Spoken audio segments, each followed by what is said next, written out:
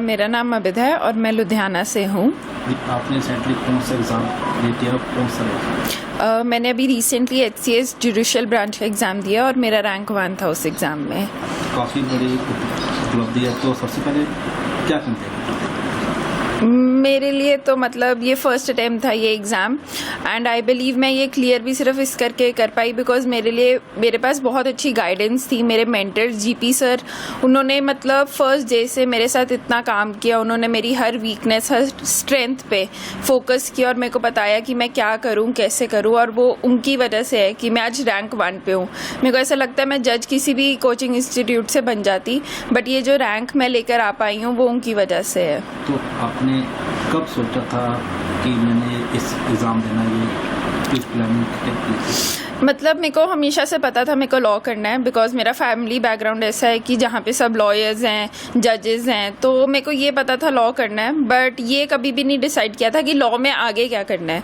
ये था कि मैं जब कॉलेज गई तो मेरे डैड ने मेरे को कहा कि मेरे कहने पर तू एक अटैम्प्ट दे के देख ले कि मेरा सपना है कि तू जुडिशियल ऑफिसर बने। तो फिर मैंने भी देखा, मैं इंस्पायर हुई और बहुत सारे लोगों से। मेरे खुद के मासी यहाँ पे जज हैं, तो मेरे को लगा था कि एज अ फीमेल वो इतना अच्छा कर पा रहे हैं लाइफ में, उनको इतनी रिस्पेक्ट मिलती है। तो मैंने कहा कि एक बार ही सिर्फ उस वजह से पेपर दे के देख लेती हूँ। तो आपकी फैमिली में कौन क्या करते हैं? मेरे खुद के mom, she is a deputy district attorney Ludhiana में ही। मेरे एक मामू प्रैक्टिस करते हैं लुधियाना में, एक मेरे मामू ADJ हैं चंडीगढ़ में, एंड मेरे नानू खुद रिटायर हुए थे एज ADJ। तो इस करके मतलब मैंने बैकग्राउंड ही ये देखा है कि जजेस हैं, लॉयर्स हैं आसपास। तो प्रैक्टिस कैसे करते हो? काफ़ी टफ कॉम्पिटिशन रहता है, तो कैसे करते हैं? मतलब मेरे कोचिंग इंस्टीट्यूट में ये चीज़ रहती थी कि आपने ना अकेले बैठ के नहीं पढ़ना है, जो पढ़ना है साथ में 10 बच्चों को लेके बैठ के पढ़ना है। वहाँ पे कोई कंपटीशन नहीं होता था। बच्चों के बीच में कंपटीशन है बट वो हेल्दी वाला है कि अगर मैं आगे बढ़ रहा हूँ तो साथ में 10 बच्चों को लेके आगे बढ़ूंगा। हमारे सर का ये बिलीफ था कि तुमने जो भी करना है ना 10 बच्चों को साथ लेके कराओ, क्योंकि अगर अकेले पढ़ोगे ना तुम्हें कभी भी नहीं पता चलेगा तुम क्या गलत पढ़ रहे हो, क्या सही पढ़ रहे हो। तो सर हमेशा से ये करते थे कि बच्चों का ग्रुप बनाते थे, उन्हें बताते थे तुम ये ऐसे पढ़ो।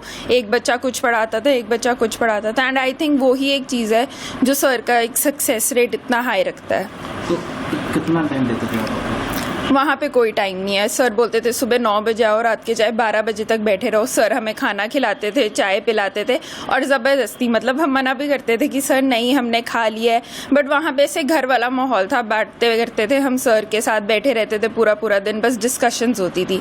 तो ऐसे कोई टाइम फ्रेम नहीं था कि हमने इतने से इतने घंटे पढ़ना है, ये करना है, वो करना है, बस सब कुछ चलता रहता था वहाँ। घर पे भी मदद मिलती होगी, घर पे कई क्वेश्चन क्लियर हो जाते होंगे, वही है प्रॉब्लम मतलब कई बार होता था कि कोई क्वेश्चंस हैं जो सर और मैं हम इकट्ठे डिस्कस करके नहीं कर पा रहे, तो मैं मम्मा से पूछती थी, फिर मैं सर को बताती थी कि मम्मा ने ये कहा, फिर मैं मामू से या मासी से कभी पूछती थी। तो ये चलता रहता था। सर अपने कोलीग से पूछते थे, अपने सारे फ्रेंड से पूछते थे, तो वहाँ पे मतलब ये डिस्कशन वाला माहौल तो हमेशा रहता है।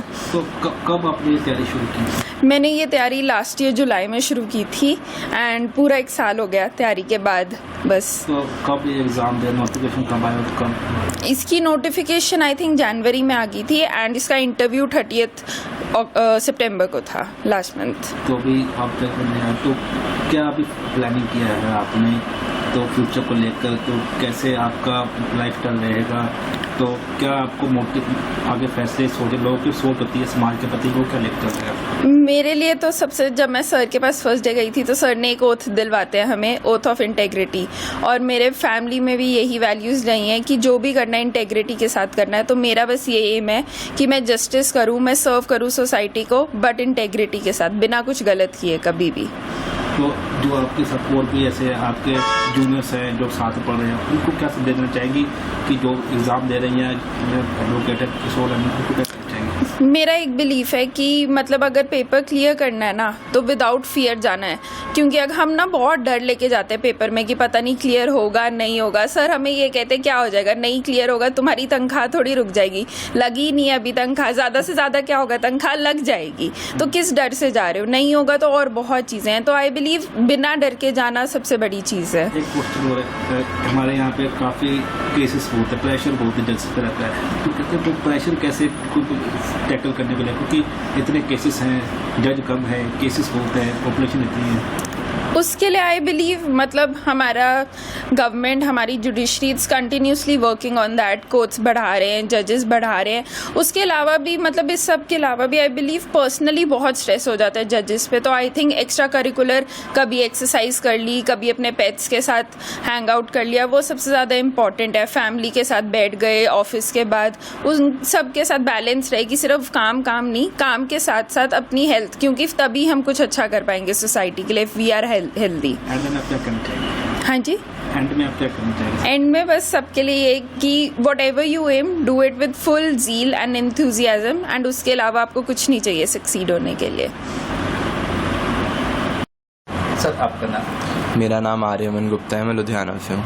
जी, तो आपकी सिस्टर ने ये जो हासिल किया उपलब्धि, क्या कहते हैं? बहुत खुशी है कि इन्होंने ये किया, और हमारे जितने मेरे कज़न हैं, मैटरनल साइड पे कज़न हैं, हमारे लिए भी एक वो जैसे सेट हो गया कि हमने भी आगे ये करना है, हमारे लिए इंस्पिरेशन का सोर्स है ये। तो आप क्या कर रहे हैं? मैंने अभी जुलाई में Rajiv Gandhi National University of Law Patiala में लॉ शुरू की। ओके, तो आपका भी यही कैरियर है, तो आप कैसे समझते हैं कानून की पढ़ाई, किस तरह से समझते हैं आप?